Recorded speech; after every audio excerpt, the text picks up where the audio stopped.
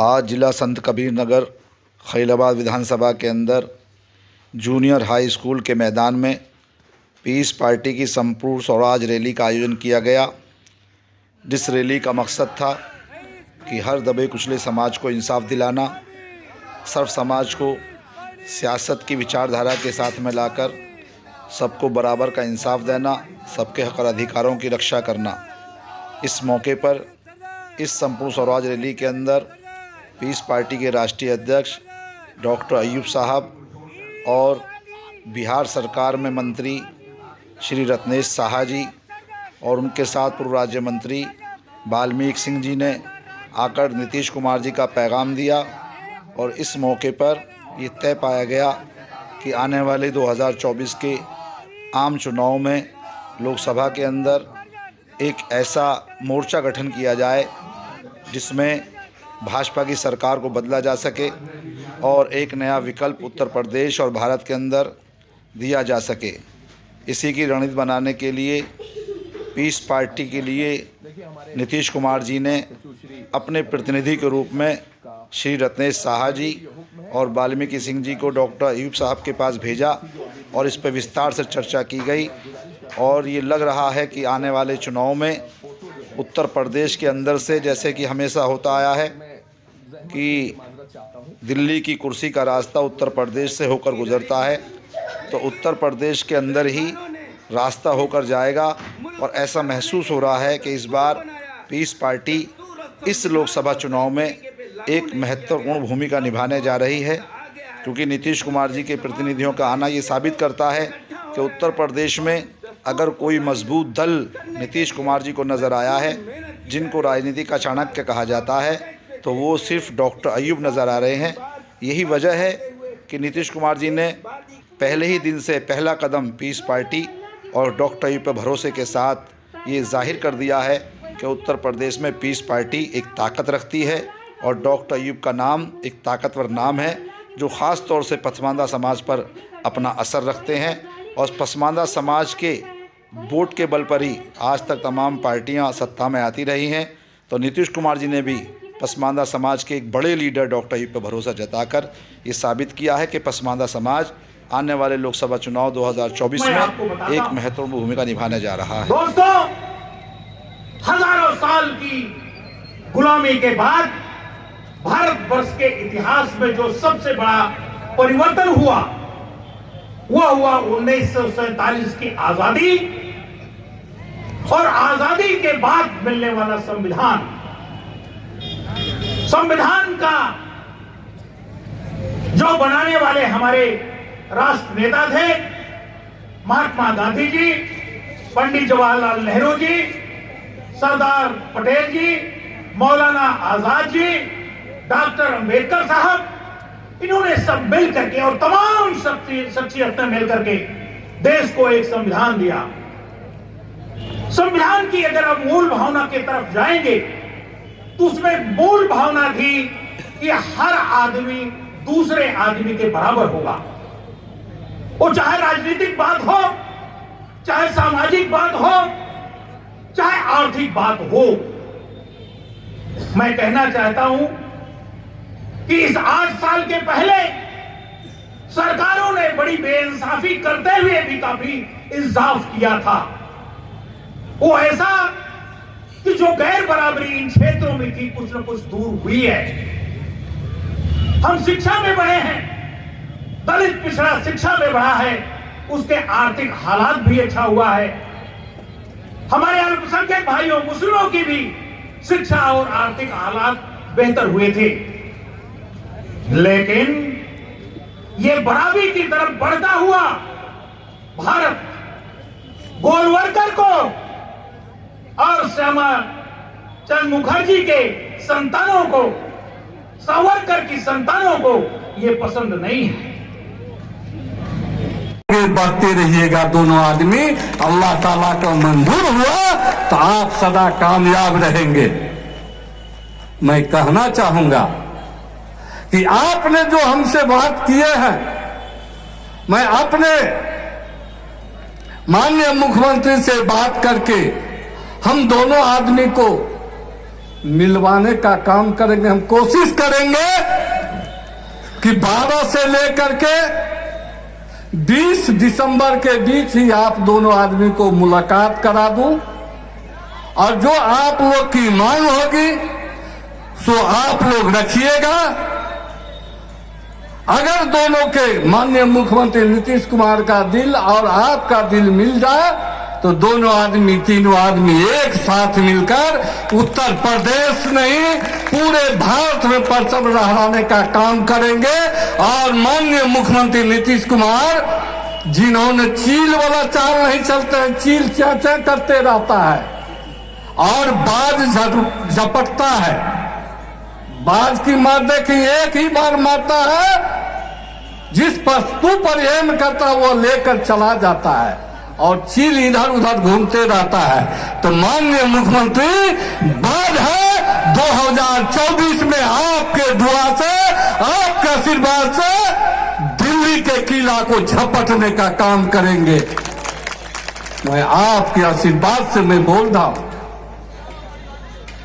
मैं कहना चाहूंगा कि आपने जो आज हिम्मत दिखाई है, यही हिम्मत और जज्बा के साथ आप 2024 में भाई अयूब को, भाई BL वर्मा को, यहाँ के मंच पर उपस्थित जो भी मजबूत साथी हैं, सबको हाथ को मजबूत करते हुए, कहे तो कहावत है, जिसकी लड़ाई उसकी अगुवाई।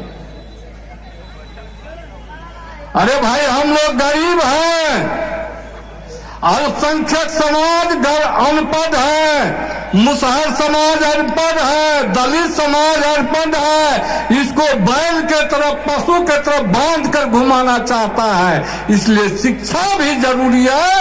अपने बच्चे को भी स्कूल भेजने का काम कीजिएगा, तभी आप कामयाब होंगे।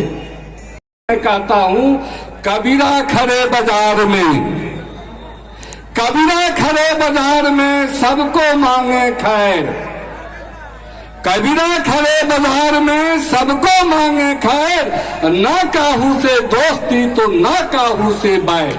माननीय मुख्यमंत्री हमारे नीतीश कुमार ने कबीर के तरह न हिंदू उसके सामने न मुसलमान उसके सामने, सभी एक समान दिखाई देते थे। उसी तरह माननीय मुखिया नीतीश कुमार ने न्याय के साथ विकास करके सभी धर्मों को एक साथ करके लेकर चलते हैं। जिनको फुर्सत बैठने की नहीं है, वो जान माल कैसे लगाएंगे?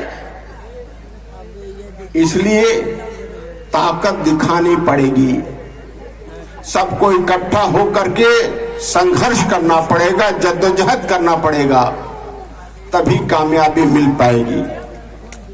वक्त बहुत हो गया है, बहुत तो मैं और कहना नहीं चाहता। मैं MIM के सभी साथियों से माफी चाहता हूं, क्योंकि हमारे मेहमान को ये पता नहीं था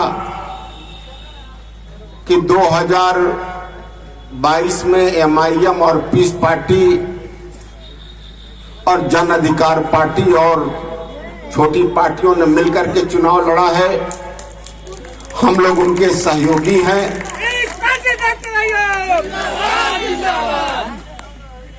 वह इसलिए जरूरी है कि हम नहीं चाहते कि आपस में बंटवारा हो और हमेशा सबके साथ मिलकर हम रहना चाहते हैं। मगर एक बात तय है कि हम मिलकर रहना तो चाहते हैं, मगर अपना हक और हिस्सेदारी भी चाहते हैं। सत्ता में हक हिस्सेदारी भी चाहते हैं। इसलिए चाहे जनता दल यू हो, चाहे समाजवादी पार्टी हो, चाहे बसपा हो, कांग्रेस हो, सबसे हम समझौता करना चाहते हैं। मगर बात बिल्कुल साफ है, आप इसको समझ लें। समाजवादी पार्टी है, पिछड़ों के नाम पर सरकार बनाई, मुसलमान झूठी उम्मीद रखा है, क्योंकि सारे पिछड़ों को उन्होंने जब न्याय नहीं दिया, उनको बराबर नहीं समझा, जो अपने को हिंदू कहते हैं तो फिर मुसलमान को कैसे दे सकते हैं। एक भाई ने सही कहा कि आजम खान साहब 20 नहीं 40 साल से सियासत कर रहे हैं और 8 बार विधायक लगातार रहे हैं। कभी ऐसा नहीं रहा कि विधानसभा या लोकसभा का न हो। 2 साल जेल पूरा परिवार उनका रहा। मगर अखिलेश जी, और मैं इसलिए और भी ज्यादा खुश हूं कि ये सभा उलमाए कराम के नेतृत्व में हुआ है, जिन्होंने कभी राजनीति से कोई सरोकार नहीं रखा। उन्होंने पहल की है।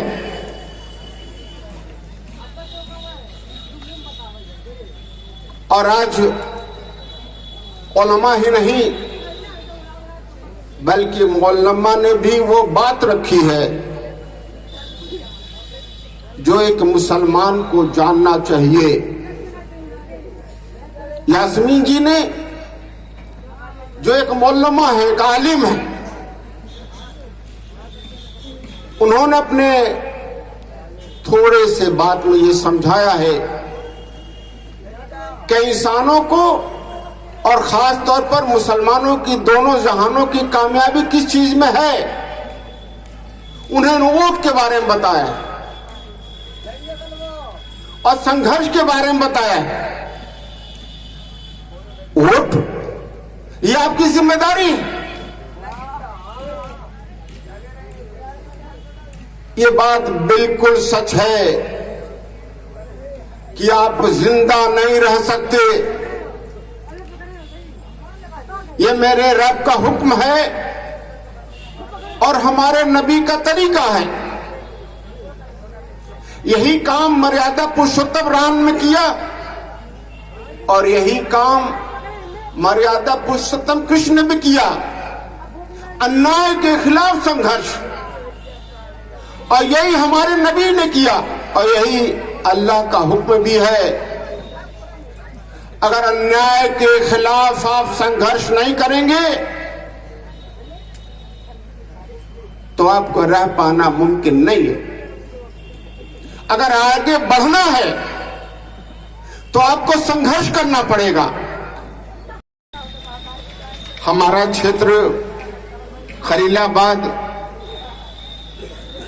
ये किसान बाहुल्य क्षेत्र है, रोजी रोटी किसानों से चलती है। उसके बाद भी आप सभी लोग आए, मैं दिल की गहराई से आपकी शुक्रिया अदा करता हूं। पत्रकार बंधुओं का,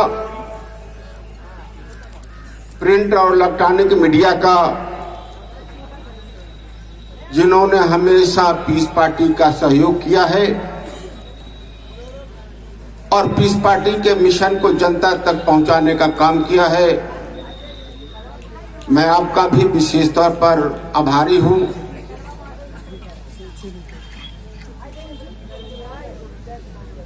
पुलिस और प्रशासन का जिन्होंने सहयोग किया है उनका भी आभारी है।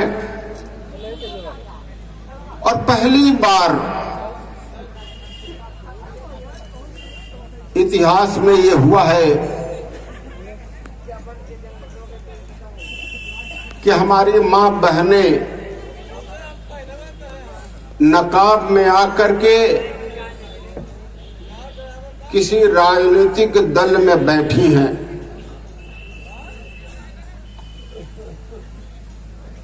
मैं उनका खास तौर पर शुक्रिया अदा करता हूं। ये तक कांग्रेस से ये उम्मीद करता हूं कि जब तक सभी पार्टियां इकट्ठा न हो जाएंगी तब तक भाजपा का विकल्प बनना मुमकिन नहीं है। इसलिए सभी अपने अहम को छोड़ करके सब मिलें और नीतीश कुमार जी को नेतृत्व दें, क्योंकि वो एक ऐसा चेहरा है जिस पर पूरा भारतवर्ष विश्वास कर रहा है। इसी के साथ मैं सभी लोगों का शुक्रिया अदा करते हुए अपनी बात को ही खत्म करता हूं। धन्यवाद। खुदा।